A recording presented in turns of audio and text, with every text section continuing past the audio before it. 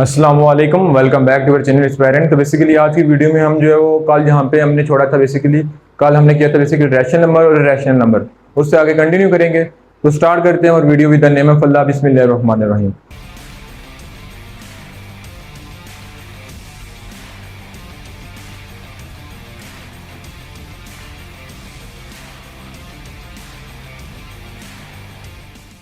Basically जो chapter number 1 है वो है बेसिकली नंबर सिस्टम के बारे में। तो नंबर सिस्टम में पहले हमने रैशनल और इर्रेशनल को डिस्कस किया था। फिर हमने बताया था कि रैशनल कौन से नंबर होते हैं, कि हमने फिर बताया था कि जो रैशनल बेसिकली वो नंबर होते हैं जो अगर टर्मिनेट नहीं हो रहे और नॉन रिकरिंग रिकरिंग है, जो रिपीट हो रहे हैं, तो हम बोलते थे कि रैशनल है। लेकिन जो नॉन टर्मिनेटिंग है और नॉन रिकरिंग है उसको बोलते थे हम इर्रेशनल नंबर है। उसके बाद हमने 2-3 एग्जाम्पल की थी। तो उससे आगे टॉपिक पे आ जाते हैं।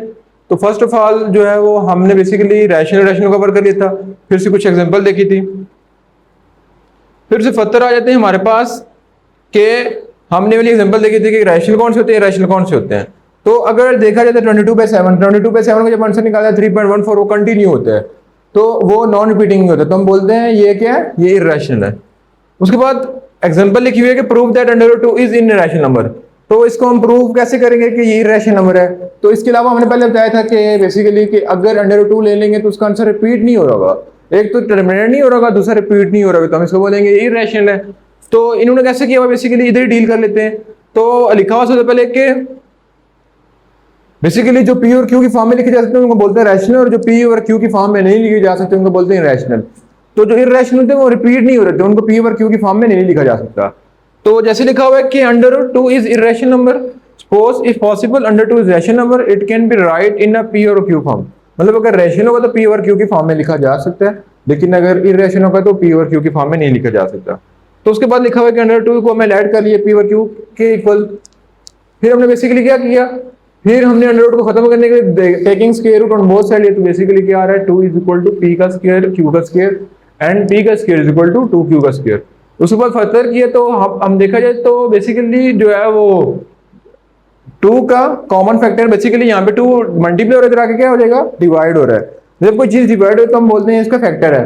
तो p का फैक्टर क्या बन रहा है, 2। तो बेसिकली 2 फैक्टर बना है तो हम उसको 2 से मल्टीप्लाई कर लेंगे, तो वो क्या हो जाएगा 4p square and 2q square. अब 4p स्क्वायर कैसे है, क्योंकि हमने बहुत साइड को मल्टीप्लाई कर दिया 2 से।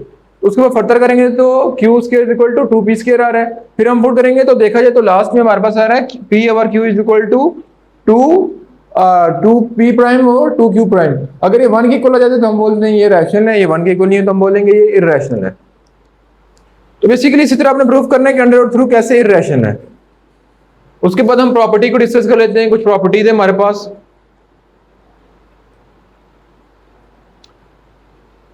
तो उसके बाद हमारे पास यहाँ पे क्वेश्चन लिखा हुआ है बाइनरी ऑपरेशन। तो बाइनरी ऑपरेशन को डिस्कस कर लेते हैं कि बाइनरी ऑपरेशन क्या होते हैं।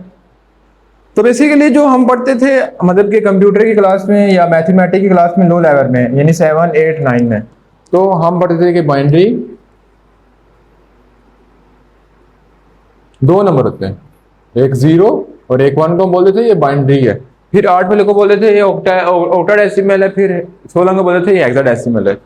तो बेसिकली बाइनरी नंबर क्या होते हैं, जो स्टार्ट होते हैं 0 और 1 तक लिमिटेड होते हैं, उसको बोलते हैं ये बाइनरी है। उसके बाद फर्दर मूव करते हैं नेक्स्ट पेज पे। तो नेक्स्ट पेज पे लिखा हुआ है बेसिकली कुछ प्रॉपर्टीज हैं, उन प्रॉपर्टी को डिस्कस कर लेते हैं। तो क्लाइयर प्रॉपर्टी क्या होता है, basically closure property with respect to addition. कि लेट्स सपोज आपके पास कोई भी नंबर है, ठीक है, तो अगर आप उसको मतलब कि लेट्स सपोज मैं इसको यहाँ पे डिस्कस कर लेता हूँ। अगर मैं आपको बताऊंगा तो आपको समझ नहीं आएगी, जब मैं सॉल्व करता हूँ फिर आपको समझ आ जाएगी। तो हम डिस्कस करें क्लाइयर प्रॉपर्टी को। तो यहाँ पे पहले देख लेते हैं क्या लिखा हुआ है कि a plus B belong to natural number. तो उसी साइड में से अगर बिलोंग कर रहा हो तो हम बोल देंगे क्लाइयर प्रॉपर्टी। तो आपको समझ नहीं आ रही होगी तो लेट्स सपोज मैं एक साइड ले लेता हूँ, मैं ले लेता हूँ 2, 3।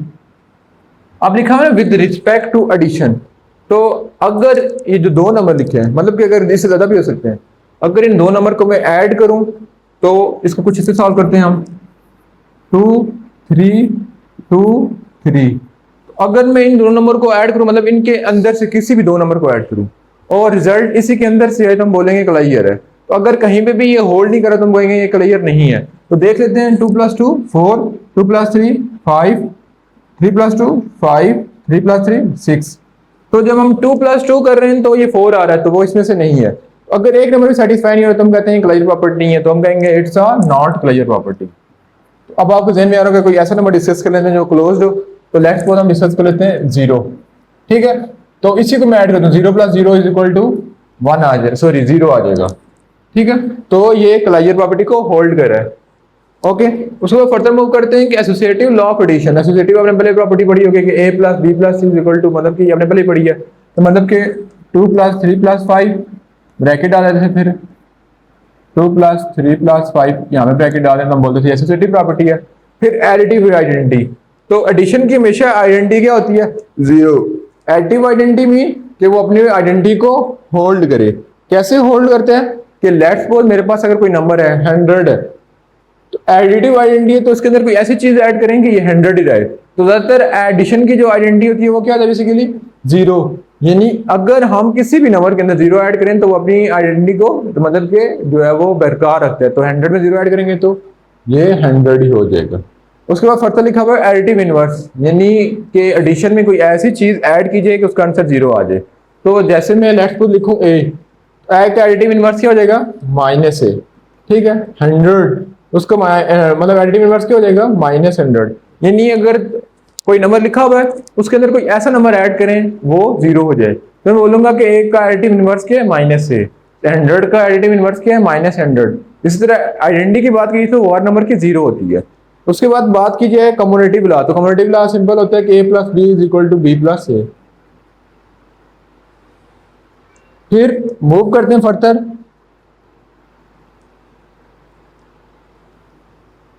फिर लिखा हुआ closure property with respect to multiplication, यानी दो नंबर को मल्टीप्लाई करो और वो आंसर सी के सेट के अंदर से हम बोलेंगे ये क्लोजर प्रॉपर्टी है। तो लेट्स सपोज 2-3 क्वेश्चन कर लेते हैं क्लोजर के। तो मैं अगर लिखूं 1, तो अगर मैं 1 को 1 से मल्टीप्लाई करूंगा तो इसी सेट के अंदर से आ रहा है, तो मैं कहूंगा ये क्लोजर है। उसके बाद मैं लिखूं लेट्स सपोज 0 को 0 से मल्टीप्लाई करूंगा तो ये भी क्लोजर है। लेकिन मैं 1 और 2 लिखूं, इसको भी देख लेता हूँ ये क्लोजर है कि नहीं। तो फिर 1 2 मल्टीप्लाई 1 और 2, 1 आ जाएगा, फिर 2 आ जाएगा, फिर 2 आ जाएगा, फिर 4 आ जाएगा।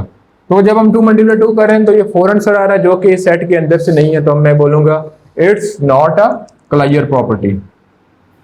ठीक है, उसके बाद फर्दर मूव करते हैं हम कि मल्टीप्लिकेटिव आइडेंटिटी, यानी ऐसा क्या चीज होती है कि जब उसके साथ मल्टीप्लाई किए तो वही आंसर आए। तो मल्टीप्लिकेशन में आइडेंटिटी क्या होती है? 1, और एडिशन में क्या थी? 0। ओके, उसके बाद मल्टीप्लिकेटिव इनवर्स की बात की जाए तो ऐसा कौन सा नंबर है जिसको उसे मल्टीप्लाई करें तो आंसर हमारे पास इसका मतलब कि मल्टीप्लिकेटिव इनवर्स मीन कोई नंबर है तो उसका इनवर्स की बात मतलब कि तो उसको मल्टीप्लाई करें तो हमारे पास आंसर क्या आ जाए? 1 आ जाए। एडिशन में क्या था? उसका एडिटिव इनवर्स क्या था? 0। इसमें क्या आना चाहिए? 1 आना चाहिए। तो लेट्स सपोज मेरे पास है 100, तो इसका एडिटिव इनवर्स क्या हो जाएगा? 1/100। ठीक है, मल्टीप्लिकेशन की बात करें। उसके बाद इसमें भी कम्यूटेटिव प्रॉपर्टी होती है कि a b = ba। फिर फर्दर मूव करते हैं नेक्स्ट पेज की तरफ।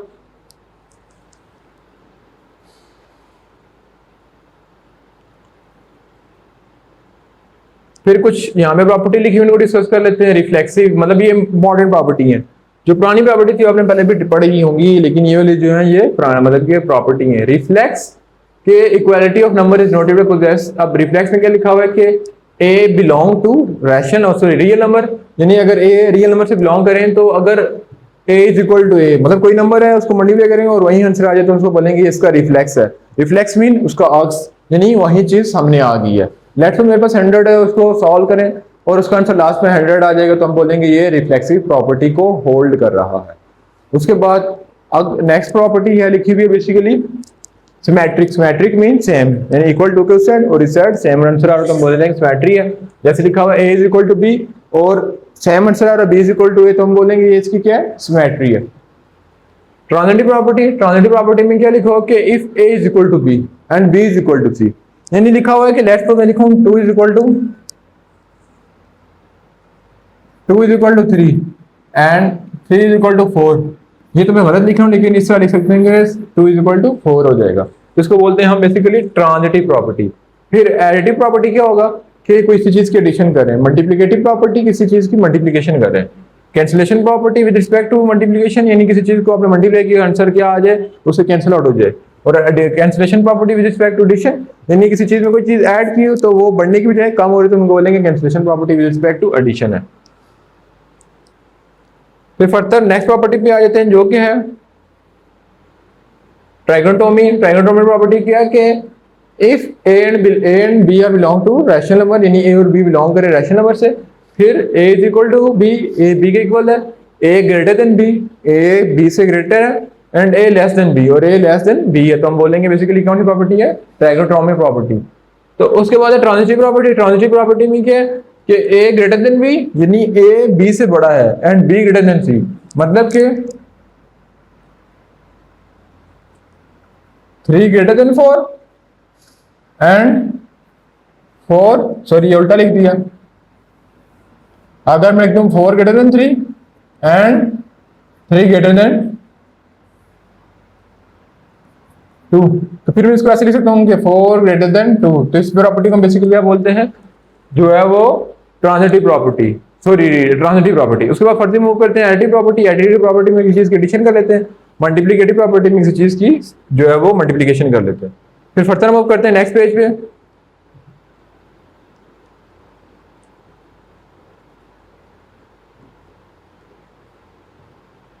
फिर फर्दर नेक्स्ट पेज में मूव करते हैं, एक्सरसाइज को स्टार्ट कर लेते हैं।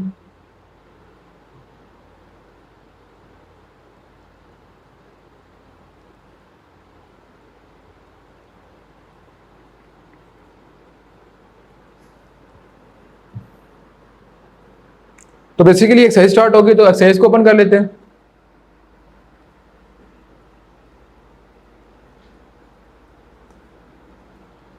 तो एक्सरसाइज की बात की है तो एक्सरसाइज के जो फर्स्ट क्वेश्चन है उसमें लिखा हुआ है कि एक्सरसाइज क्वेश्चन को सॉल्व करने की कोशिश करेंगे। तो एक्सरसाइज के फर्स्ट क्वेश्चन में लिखा हुआ है कि which of the following set have a clear property with respect to addition and with respect to multiplication, यानी कौन कौन सी जो है with respect to addition clear property को होल्ड कर रहे हैं और कौन कौन से नहीं होल्ड करे। तो अगर हम बात करें फर्स्ट क्वेश्चन की, तो क्लोजर प्रॉपर्टी क्या होती है कि जो सेट के अंदर चीज लिखी हुई है, अगर एडिशन की बात करें तो उस पूरे सेट को अगर ऐड करें और आंसर उसी सेट के अंदर से आ रहा हो, हम बोलते हैं ये क्लोजर है। और अगर उस सेट को मल्टीप्लाई करें और आंसर उसी सेट के अंदर से आ रहा हो तो हम बोलते हैं ये क्लोज भी है with respect to addition with respect to multiplication. तो पहले हम एडिशन की बात कर लेते हैं फर्स्ट क्वेश्चन में। तो 0 लिखा हुआ है, तो 0 + 0 करें विद रिस्पेक्ट टू एडिशन तो आंसर 0 ही आ रहा है। तो हम बोलेंगे बेसिकली इट्स वो belong to closure property, it's hold closure property. तो ये क्लोजर प्रॉपर्टी को होल्ड कर रहा है। उसके बाद बात की जाए नेक्स्ट क्वेश्चन में, तो अगर विद रिस्पेक्ट टू पहले एडिशन की बात कर लेते हैं, तो 1 + 1 कर दें तो आंसर क्या आ जाएगा 2। तो ये इसको होल्ड नहीं करा, तो ये क्लोजर प्रॉपर्टी को होल्ड नहीं करा, तो ये कहेंगे नॉट क्लोज्ड।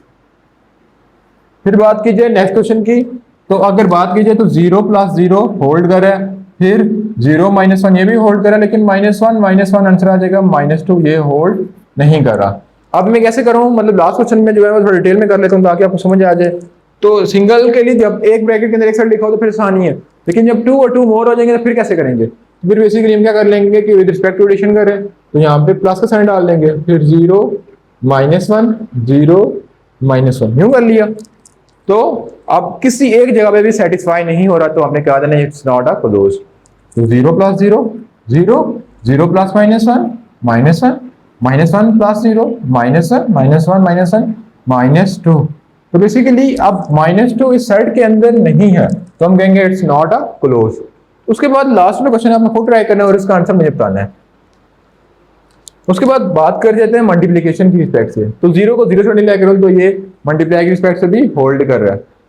तो होल्ड, ये अगर मल्टीप्लिकेशन की बात करें तो 1 × 1 1 ही आएगा, तो ये होल्ड कर रहा है। अब इसको हमने मल्टीप्लिकेशन की रिस्पेक्ट से किया था, लेकिन इसको मल्टीप्लिकेशन की रिस्पेक्ट से कर लेते हैं और इसको अपने खुद करना है। तो अगर मल्टीप्लाई की बात करें तो 1 - 1 1 -1, तो 1 को 1 से करो 1 आता है, फिर -1 फिर -1 फिर +1। तो देखा जाए तो ये जो इसका आंसर आ रहा है, देखा ये सेट के अंदर आ रहे हैं कि नहीं, 1 भी है इधर -1 भी है, तो बोलेंगे it's closed with respect to addition but not closed with respect to multiplication. Closed with respect to multiplication. उम्मीद है कि आपको समझ आ गई होगी। उसके बाद फर्दर मूव करते हैं नेक्स्ट क्वेश्चन की तरफ।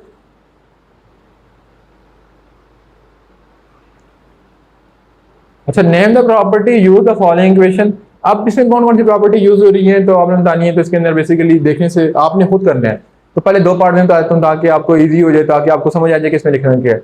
इसमें एसोसिएटिव प्रॉपर्टी लग रही है, इसमें जो है बेसिकली सॉरी इसमें कम्यूटेटिव प्रॉपर्टी आ रही है, इसमें एसोसिएटिव प्रॉपर्टी आ रही है, इसमें जो है वो बेसिकली क्या आ रहा है, आंसर 0 आ रहा है और उसका इन्वर्स मौजूद है। हम बोलेंगे ये एडिटिव इन्वर्स है, ये मल्टीप्लिकेटिव आइडेंटिटी है। इस तरह आपने बताना है ये मल्टीप्लिकेटिव एडिटिव इन्वर्स है। उसके बाद ये जो है एसोसिएटिव प्रॉपर्टी है, तो इसको आपने खुद कर लेना है, मतलब आपको पता होना चाहिए कि क्या हो रहा है। तो अगर बात कीजिए तो 100 है ना, तो 100 को अगर मल्टीप्लाई करें तो किस चीज ऐसी चीज से मल्टीप्लाई करें तो उसका आंसर 100 ही है, तो हम बोलते हैं मल्टीप्लिकेटिव आइडेंटिटी होती है उसकी। उसके बाद फर्दर मूव करते हैं, इस क्वेश्चन पे आ जाते हैं। इस क्वेश्चन से ये आंसर बन रहा है -3, -2, 0 और 1।